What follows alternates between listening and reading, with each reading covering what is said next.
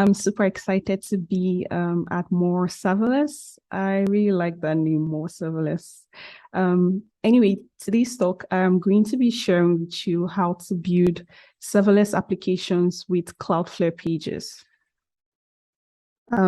Like Brian said, I am Gift Egwuenu. I currently work as a developer advocate at Cloudflare.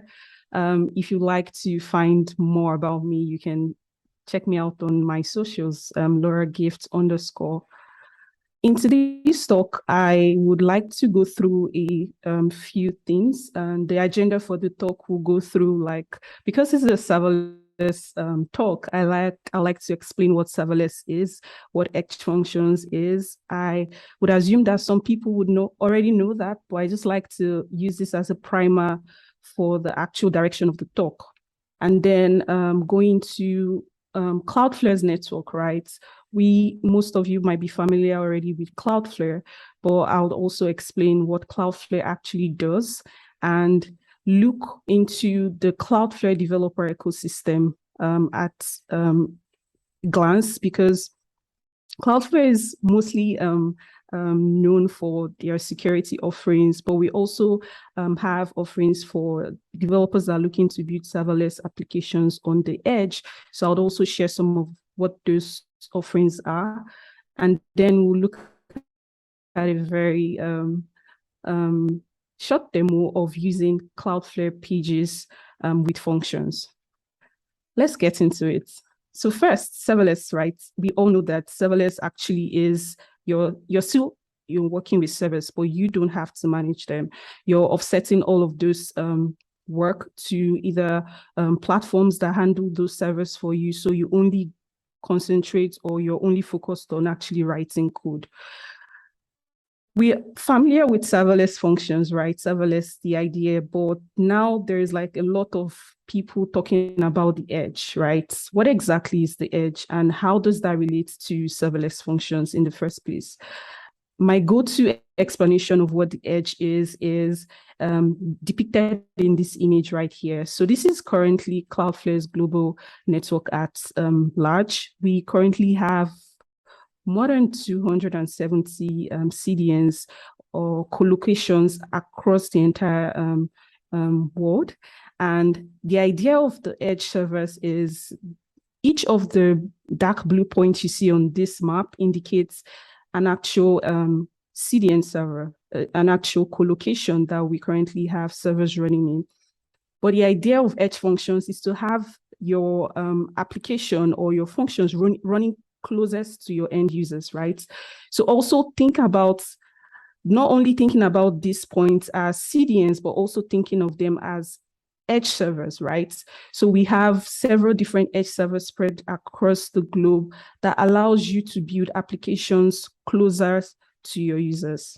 So that brings me to the definition of the edge. So the edge is the server, this is a server that's geographically located closest to your end users. And as we go over the talk, you see why this is actually needed in the first place, but because you might be asking, well, I already have serverless functions. I could as well ship my functions to one specific location, and that's fine. So what's the use cases for edge functions that would make me, switch to using that? I'll share more of that as we go over the talk. But yeah, the edge is essentially your serverless functions distributed across different locations rather than having it in one specific location. Now let's look into Cloudflare's global network at large. Cloudflare is currently operating at a massive scale. Like I mentioned, we have over 270 plus. This data is a bit outdated, but we have over 270 plus CDNs located across the different cities and countries. And Cloudflare is known to have 25 million internet properties. Our main goal is to help, scale the internet, help secure the internet. And we've been doing that for so many years, right? Now let's take a look at the developer ecosystem, because this is one area where we would like more people to know that we currently have several different offerings for developers to help them solve their use cases, right? Cloudflare Developer Platform currently houses several different products that allows you to build on the edge. There are different categories here. We have the compute product, data storage, and developer services. One of the ones, or some of the ones I'll talk to you about today is Workers, Workers KV, and Cloudflare Pages. But I can just talk briefly about some of these offerings. So if you're looking to build your application on the edge, your serverless application on the edge, the offering that Cloudflare offers you is called Cloudflare Workers. Now, Cloudflare Workers allows you to build your serverless API. And remember the map I showed you earlier, where you have like several different locations distributed across different locations. The benefit of building on Cloudflare is that we typically would deploy your serverless functions to the edge, right? So you have your functions running in different locations. And the benefit of that is that deploying your application on the edge allows, your users to be able to access it at any time, regardless of where they're located, reducing latency for them when they try to, use your app, right? That's about Workers and the compute offerings that we offer. We also have data storage. We have several different data storage offerings. One of them is Workers KV, and I'll show you like a demo of how to use that later on. But the essence of having data storage options is to allow you not only build serverless applications, but also move your data alongside with your applications to the edge, right? So we have offerings like KV, durable objects, the cache API, and R2 to help you do that. Well, in this talk, I'm mostly going to be talking about Cloudflare Pages, right? Which is a product that allows you to deploy not just static websites. If you're already familiar with Cloudflare Pages, you think that you only deploy your static front-end web applications to Cloudflare Pages, but there is more that you could do, and that's what the essence of the talk is. But I'll briefly talk about Cloudflare Workers before moving on.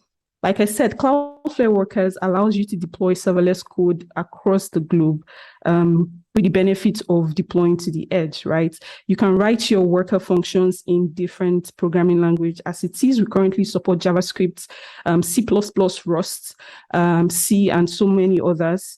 The great thing here with Workers is how it integrates with the different offerings that we currently have. For example, you can build your Cloudflare Workers function and have it integrated with KV or with R2 or with durable objects, right? This helps you have both your serverless application and your data all deployed on the edge. And because we also work with native browser APIs, you have the request and the response object within your worker function to allow you to do like different kind of requests, intercepting requests, and all of that stuff. This is an example worker. The syntax is pretty straightforward. You have a fetch API that you can use to return a response or fetch requests from the server, right? This would output hello workers if you run it locally on your computer, right? Moving from Cloudflare Workers, I'm going to show you what the connection is in a bit, but moving from Cloudflare Workers to Cloudflare Pages is a separate offering that we have that allows front-end developers not only build the application, but also allows them add dynamic functionality to their application. One core thing I have found as a front-end developer myself is when it's time for me to like do some dynamic things, work with APIs, I would have to spin up like a server, right? But Cloudflare Pages is offering you way more than that. So you can build a full stack application using Cloudflare Pages. What are some of the features that Cloudflare Pages offers you? Out of the box, you get a Git integration whereby if your application is deployed to Pages, you can either connect it to GitHub or GitLab and have your code deployed automatically. So with every commit you make, there is going to be a new deploy preview for you to test your application, you have automatic CI/CD integration also integrated into Pages. If that's something you're looking to use, I mentioned having preview links with every generated commit. This is super handy, especially when you're working on a team and you have like a product manager, for example, or you have a backend engineer and you want to share links of what you just deployed to production with them, or even if you're using CI/CD, even on like test environments, you can already share what changes you've made on your application that you're working with. Like I said, unlimited staging, you can have different environments, tests, production, dev, and all of that stuff. I really like this feature about Cloudflare Pages because it allows you to integrate with other products that we have. For example, Web Analytics, Cloudflare Access, and SSL are several different other products we have, but the integration between Cloudflare Pages and this product is super seamless. And finally, you can now add dynamic content with the help of Cloudflare Workers into your Pages application. Now, remember, the connection I was talking about, this is where you find it. So with Cloudflare Workers, you can now write functions inside of your Pages project. And what this allows you to do is add dynamic functionality inside your front-end project. This integration is called functions or Pages functions, right? It's still in beta, but I would like to show you what you can do with Pages functions. So to get started with Pages functions, let's assume I have a front-end application, in this case, Noxt application. This is a Noxt application, and I want to be able to add dynamic functionality into my app. The way to use Pages functions in your app is to create a functions directory, and inside that, any JavaScript file you add becomes an actual route or an API route that you can actually query on the front end, right? In this example, I have a functions directory, and inside that I added an extra API directory just because I wanted to simulate an actual API. So for every route in every file I add into this, in the browser, I can navigate to /API/ the name of the file to actually query that endpoint. This is an example of what a Pages functions look like. It's pretty similar to the example I showed you from what a Cloudflare worker looks like. The only difference you'd see here is the context object actually exports several different things. So typically you would have requests with a worker API, you'd have environments and all of others, but with functions, you also have like data and next for making middleware or fetch asset queries in your function. And another difference, of course, is the handler. And you get the handler could be an on-request handler or a get post or put handler. I'll share more about that later. But how you work with Cloudflare Pages functions in your front-end application is with a CLI called Wrangler. We have a CLI that allows you to work with Cloudflare Workers and also Cloudflare Pages. If you're running a front-end application using functions, you typically need to use the Wrangler Pages command. So we have like a dev command, you have a build command, you have a publish command, and you even have a KV command if you're working with data. I'll share more on that as we move on. So like I said, functions, what could you actually do with Cloudflare Pages functions? Typical use cases that we've seen is like using functions inside of your front-end application to store data, connect to third-party services, do authentication in your application.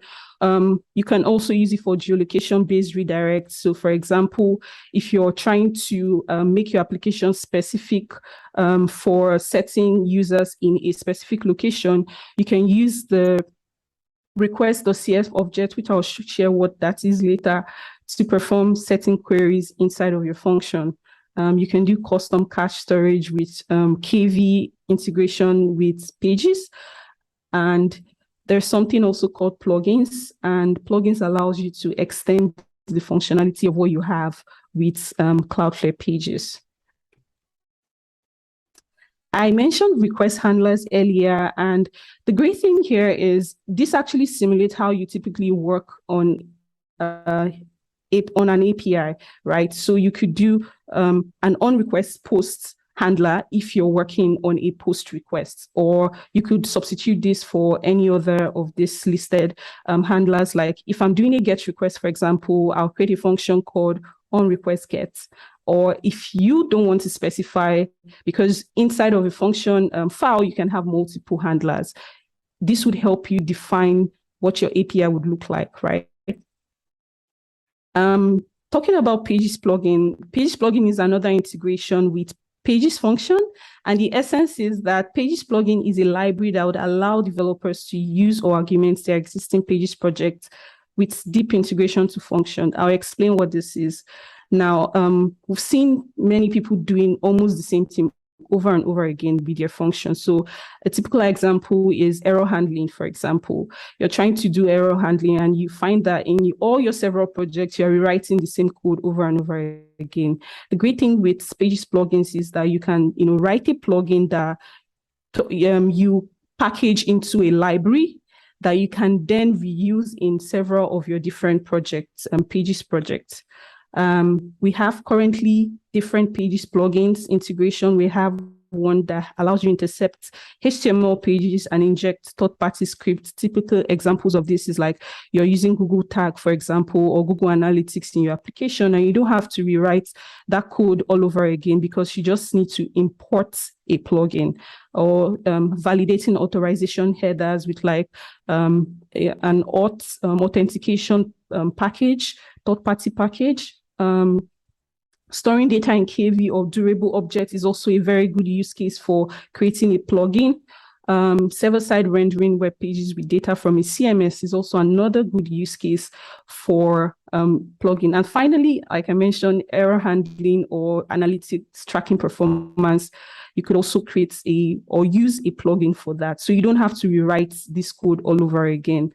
Currently, we have several different official Pages plugins that you could use in your Pages project. There is Cloudflare Access, Google Chat, GraphQL, Sentry for error handling. And we currently even have community plugins. So we have people in the community that are also creating plugins based off of their use case. Like they're finding that they're also having to rewrite the same thing all over again. So why not just create a plugin for that, which to me takes this experience to another level because of the things you could do with Pages plugins. Let's talk a bit about data on the edge. A lot of people have this conversation about, yeah, serverless is nice, the edge functions are nice, we have our application deployed everywhere, but what about the data, right? What then do you just store it in one specific location, or do you have to, like, there's a whole conversation around data on the edge, right? And at Cloudflare, we currently have different offerings based on your own use case of how you can actually store data on the edge. In this talk, I would only cover KV, which is a key value storage that allows you to store data that is automatically cached on the edge. We also have different offerings like Cache API, durable objects for making stateful, storing stateful data, R2 for blob storage, and recently announced D1 that allows you to work with a SQLite database. But like I said, I'll only cover KV, but if you love to learn about these other offerings that I mentioned, our documentation is packed with a lot of information about them. So KV is a key value storage, right? It allows you to store data globally on our edge network. The important thing you need to know about KV is it allows you read frequently. So if you store data on KV, it's cached and you can read quickly from it. So yeah, KV is great if you're thinking about storing data alongside your serverless application or Pages functions in this case. So now I'd like to move over from talking about these actual things in real life, maybe show you a demo of how all of this works. So moving on to my VS Code, I have already a Nuxt application here. Like I mentioned earlier, I said if you would like to add Pages function into your front-end application, you only need to create a functions directory. And in there, you can add all the files that you need. Like I said here, I added an extra folder called API. This isn't necessary. I just like to have a way to tell my brain that this is actually an API route that I'm visiting, right? So the first example that I have here is just quite simple. It's returning hello workers. I'm not sure if this is visible enough, so I'll increase it a bit. Right, and then close this. So this is an example worker that just outputs a response of hello workers to the browser. Now, I mentioned Wrangler as well. Wrangler is our CLI that allows you to, run your either Cloudflare Workers application or in this case, Pages application. So I already wrote a script that allows me to run my API, and it uses npx Wrangler Pages dev. Now, this would give me /API because this is the index.js file. So if I go to /API, I should see hello workers there. So this is like very bare example, but I have more example to show you. So the second example I'd like to show you is to use like a geolocation-based redirect example, right? Where I'm utilizing the requests parameter from the context. So I'm getting like the specific user's location and I'm asking them based on that, the application to do something. And in this example, I want to do a request that checks for my current location from the request.cf object. And if I am actually in the Netherlands, which of course I am in right now, then the browser should perform a redirect to Cloudflare's Netherlands website. So if I go to this route, by the way, to access any routes, it's just the name of the file that you created. So in this case, it's country redirect, right? And that's pretty much straightforward how to do user-based redirect. I am already thinking of use cases for this. If you have a website with location-based data or translations, and you want people to, like I'm visiting ASOS, for example, the browser can automatically detect my location and just serve me the Netherlands version of the ASOS website. So that's like an example of how to work with Pages functions. And I'll show you one more or two more examples that I already have. The second here is using KV. Right? So I mentioned earlier that KV is a key value storage, right? So it stores your data with keys and values. And in this example, I'm also doing a redirect, but now caching the data that I want to redirect to KV. And based off the request that is sent on the browser, automatically do that redirect. I'll walk you through the code here. So I have an onRequestGet handler function, and I'm taking the request and environment parameters from the context. I created a new URL because I would like to use this URL to detect what path name is served on the browser. Now, the first set of code you see here is a redirect object. And what I'm doing here is I am writing this object to KV. I'm going to show you what KV looks like so you see how this works behind the scene. I am on Cloudflare's dashboard, and here I have my workers, KV. So I've already done this application like a couple of times. So the data is already stored there. So I have the namespace, which is how you store data in KV. And if I view this, you would see like this data that I've stored as the redirect here. Now, essentially what this does for me is, since I already cached the data on KV, what I like to do on the second part of this code is to check the parameters that I'm accessing. And if it matches any of this key, I should automatically redirect the user to the value that I've stored on KV. So let's test that. I think I actually need to rerun this to make it work. So I need to run npm run KV this time around, because I'm also adding the KV namespace in my example. So the route that I'm visiting is /API/KV redirect, and then passing the parameters. In this case, the parameters should be one of the keys that I've stored on KV. And that would redirect me to the extension, the URL that I've attached to it. I could do the same for like Twitter or any of that. It will essentially do the same thing, right? So it's doing a redirect. If you see here, I logged a few things. I logged the actual key coming from KV, which is this, and I'm also seeing if that's correct, redirects the user and sets the status to 302. And one last example I'll show you is actually doing API post requests, actually doing API GET requests to an external API, right? For this example, I'm using API from Rapid API. It's a geodata API that fetches you a specific country that you're visiting, right? In this case, I already set the headers for the requests, and I am also specifying that it should only fetch me data for the specific user's location. So I'm collecting the country for the request, and then I'm passing that to the API endpoint. So if I run this, it should be /API/country. And then I get the actual data. Now, for this example, this is a Noxt application. I'm actually using this data inside of my Noxt app right here, Pages. So, yeah, I'm using it here, right? So I have a front-end application that's running alongside the functions, which takes me to the next thing that I really like about Pages functions is it allows you seamlessly build dynamic functionality straight off from your application. So you don't need to manage a server and a front-end separately. And yeah, Pages is great. Let's now look at some of the resources that you get out of Pages functions in case you're looking to learn more.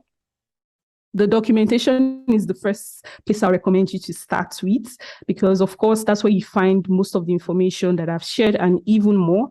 And you'd see that we also have documentation on how to work with, for example, durable objects, which I didn't share in this talk, or R2 or D1, which are the several different other data storage options you get. And of course, we have a blog, a Discord community, a YouTube channel, if you want to learn more about Cloudflare Pages with functions or Cloudflare Workers in general. So thank you so much. I hope you learned something from this talk. Thank you. Thank you, Gift. That was great. I'm gonna say, like, I've used Cloudflare's Workers and Pages and stuff quite a bit. I think there was some questions in the audience about like how they differ from other services, because I know from my own experience how they do, but I wanted to ask you, like, and we don't have to like say compared to which one. Obviously, there's lots of different options out there, but like, how do you feel like what makes Cloudflare Pages and Workers and all that different, say, from running it on one of the other services that are similar? Right. So nice question, actually, because it puts me in a spot to not compare. And, yeah, I don't like to do that. But I would say that Cloudflare developer platform in general gives you the opportunity or the ability to build your full-on application with most of the offerings that we have, right? So if you're thinking of doing building your application on the edge, right, we have Cloudflare Workers. Now, we find that a lot of people are like front-end developers like myself that just want to like add an additional like functions to their app, but don't want to manage a separate workers, because these are separate things, right? If you have a front-end application, you have to have a Cloudflare Worker function running adjacent to that. So we have Cloudflare Pages functions, right, which allows you to do everything in one place. Now, if you're thinking of doing things with so say you're building a startup, right? I can already imagine that you have several different offerings within the Cloudflare developer suite that would allow you build your application fully on the edge. So the essence of having these several different offerings is to like bridge the gap, because how we see like the web going is like growing towards the everything on the edge, everything on the server, you not having to manage your server. So we are trying as much as possible to make the developers on our platform have all they need, like in terms of services or things that they're looking to build, right? So we have these several different offerings. I don't know if that answers your question properly. I think it does. I mean, I think also, like, for at least in my experience, one of the things, and I mentioned this in the chat, is one of the things that I was unique to me when I started messing, particularly with Cloudflare Workers, was that every other provider that I know of, for the most part, distinguishes between I'm making a serverless function and I'm deploying this to region whatever. And AWS, like everyone knows, AWS wants a US East 1, right? Whereas Cloudflare Workers, like, they don't ever specify a region, because there's no difference between a regular serverless function and an edge function. Like if I'm on AWS, I'm okay. I can use AWS. Like they have their Lambda at edge, and then they have their front, right? Like there's actually different offerings that get further and further out to the edge. But in Cloudflare, every worker is an edge worker, right?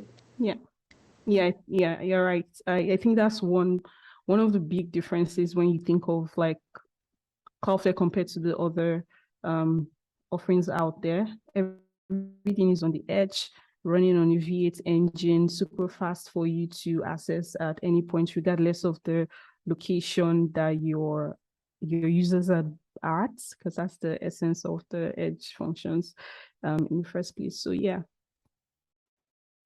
Yeah, and so one of the other things that I thought was really cool, and maybe you could talk about a little bit, if is in Workers, like obviously number one has kind of its own runtime. That's, I think it's like I can't remember what it's based on, but it is JavaScript, but it's like not node based, right? So yeah. But one of the things I found cool was that you have that HTML rewriter. That to me was awesome, because we talked earlier about being able to do things like customization and things like that without having to run client-side code. And that HTML rewriter to me felt really powerful for finding and swapping out anything within the DOM, although it's not technically the DOM because we're not in the browser. Right. But, I could say, okay, give me any H1 element with this class, and then, and then replace that text out based on whatever data I want.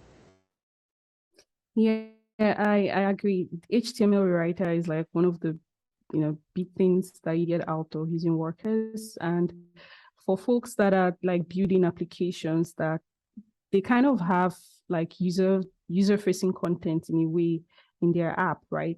That's when you can use the HTML rewriter API, right?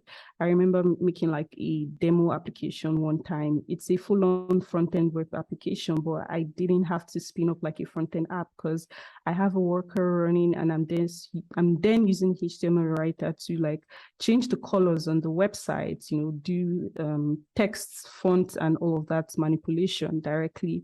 So there are certain use cases that would be super handy if you're working, or if you're building a serverless application. There is also like additional things, like I mentioned. This is moving away from HTML writer for a bit, but there are also like the data offerings that I mentioned that we currently offer you, right? Because one thing you'd know, or one thing you find is you build we want you to build your full own application on the edge, but that includes data, right? And the idea is you don't want to be serving your front-end or your back-end application quickly, and then your data is located somewhere super far from the user, right? So that's why we have like offerings like D1, for example, which is like a SQLized database that allows you build your database on the edge alongside your worker. Or KV, like I showed KV in the demo that I shared. KV is a key value storage. So if you're thinking of storing data that you're frequently going to be pulling from rather than writing to, then KV would be a potentially good use case for you, because then your data is served quickly, fast, super fast, and you can then extend your application from not just being like, should I say stateless, to being stateful, because now you have data all running on the edge. Like, yeah. Yeah, definitely. That is also one of the things that I find interesting is that there are multiple data offerings, because I do think that's an important point when you get to moving to the edge, which we talked about already a little bit today, but is that, you know, your data has to follow you if you're doing any heavy data access at the edge, because otherwise you could be moving to the edge but forego any benefits because the data is all the way across the world. And Cloudflare has a bunch of things, not just the KV, but as you mentioned, all the other different ways of handling different types of data. Even the D1 is like, okay, we replicate read-only data to across the edge for your database, which is like, can be super powerful. I think and one of the things you didn't mention about KV is that it also obviously replicates to all the edge nodes, because it's one of the things, like we use it in Cloudflare SDK at LaunchDarkly that we have, where basically we replicate all the keys of your flags to the edge so you can access them right there. Yeah, that's right. I think that's also like a big benefit of why you use it in the first place, because your data is pretty much available regardless of where the application is being queried from. So that's super helpful. Yeah, definitely very cool. Yeah, so that was really, really great information. I was just checking this, make sure nobody asked any other questions, but I love the presentation, Gift, and I really appreciate you coming out to talk to us today. Thank you. Thank you.